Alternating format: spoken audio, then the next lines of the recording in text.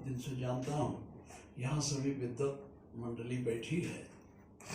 एक सबसे बड़ी विसंगति है जिस विषय पर हम बात कर रहे हैं, वो विषय है कि हमारे गांव की लोक कलाएं लुप्त हो रही हैं। उसका कारण गांव के लोग नहीं, कारण यह है कि हम तो 8 साल की उम्र से और आज 82 साल की उम्र में हम कोई शादी ब्याह, भागवत कथा, रामायण, हवन सब में जाते रहे और उनके गाने कहीं लिखित नहीं थे। हमारे घर की बुढ़िया माएँ उसको कंठस्थ रखती थी और वो जब शुरू करती थी तो उनकी टोली के लोग उनके साथ उसका गायन करते थे। अब धीरे धीरे बूढ़ियां जा रही हैं और जो नया जनरेशन आया है ये उधर उसका ध्यान नहीं आ रहा। एक तो ये कि वो किताब में था नहीं, खाली कंठस्थ जो सुनते थे तो वही करते थे। और मुझे खुशी है कि आपने इस अपने पुस्तक में उसका पूरा लेखन कर दिया है। दूसरी बात ये कहूँगा कि अभी भी ये लोक कलाएं हमारे साहित्यिक वर्ग में जो हम लखनऊ और दिल्ली में घूमते हैं उनमें ना हो, लेकिन गांव का जो छोटे स्तर का आदमी है उसके यहाँ अभी ये जीवित है।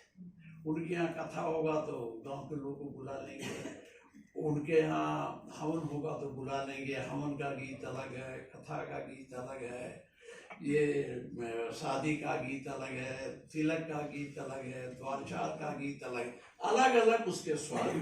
और एक ही महिलाएं, वही महिलाएं बदल बदल के स्वर को इतना अच्छा गाती थी कि वो अपने स्वर से बारातियों को गाली भी देती थी तो लोग खुशी खुशी सुनते थे, उस पर कोई झगड़ा नहीं करते थे, खुशी से। अब ये सब गायब इसलिए हो रहा है। इसका प्रचार प्रसार हमारा जो ये आपका साहित्यिक वर्ग है या पढ़े लिखे लोग हैं, अब हम एक शादी में गए तो सब उनका घर बहुत पढ़ा लिखा था तो उनके यहाँ फिल्मी गाना गा रहे थे, लड़कियां गा रही थी। तो मैंने उनसे कहा, बेटी तुम ये गाँव वाला नहीं जानती हो? तो कहा नहीं, हमने तो सीखा नहीं। तो उनके अपनी दादी से नहीं सीखा, कहा नहीं सीखा। तो धीरे धीरे जो लोप हो रहा है उसमें हम आप सबसे ज्यादा कारण। हम अगर इन बच्चों को अपनी लोक कलाओं के बारे में याद दिलाएं तो लोक कलाएं याद, हमारी कलाएं बाहर हैं, याद रखें। आप चाहे, आप जैसे बता रहे थे, मैं भी विदेश में बहुत गया हूँ, चाहे मॉरिशस जाइए, फिजी जाइए, त्रिनाथ जाइए।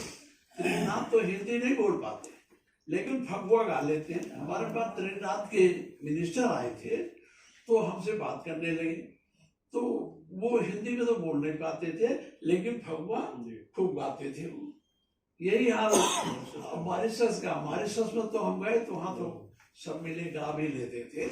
लेकिन हमारी कलाएं ये इसलिए नहीं कमजोर हो रही हैं, हम लोग उतना ध्यान नहीं दे पा रहे। अगर हम अपने परिवार में, अब शादी जिस दिन से शुरू होती है उसी दिन से गायन शुरू हो जाता है। आप अपने साथ पुस्त का नाम नहीं जानते हो, लेकिन हमारे घर की माँ और दादी जब पूर्वज न्योते जाते हैं सुबह शाम तो एक एक नाम लेके गाना जानती हैं। उसी से हम अपने खानदान का नोट कराया कौन कौन हमारे यहाँ।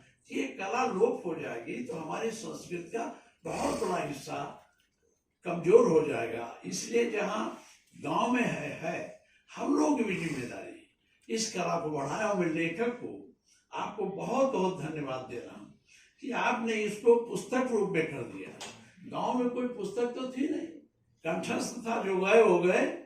लेकिन इस पुस्तक के माध्यम से मैं समझता हूँ ये लोक कला गांव में फैलेगी, लोग इसको याद रखेंगे और हम लोग खुद गांव में जाके शादी में हमें कहते यही गाओ, बल्कि हमसे कुछ नाराज हो जाती हैं लड़कियां कि आप बूढ़े हो गए, मिले रहे, मंत्री रहे, अभी यही गाना सुनेंगे, दिल्ली लखनऊ घूमते हैं, यही गाना सुनेंगे। हम शादी ब्याह में खूब जाते हैं, कोई दिक्कत आती है, मैं कहाँ के गवाता हूँ। कोई लड़की है गा सकती है, नहीं गा सकती तो क्यों यहाँ बैठी हो। तो आप सब अगर इसका प्रयास किया जाए और सही है लोप हो जाएगा तो बड़ी दिक्कत हो जाएगी। कोई बचेगा नहीं क्या हो रहा था, कैसे हो रहा था। कम से कम 7 पुस्त का नाम तो हमारी बुढ़िया गा के याद दिला देती है हमको। हम नहीं जानते, आप नहीं जानते हैं, लेकिन अपनी बूढ़ी माँ से पूछिए तो बता देंगे। मैं बहुत बहुत आपको बधाई देता हूँ, आपने लिखित किया।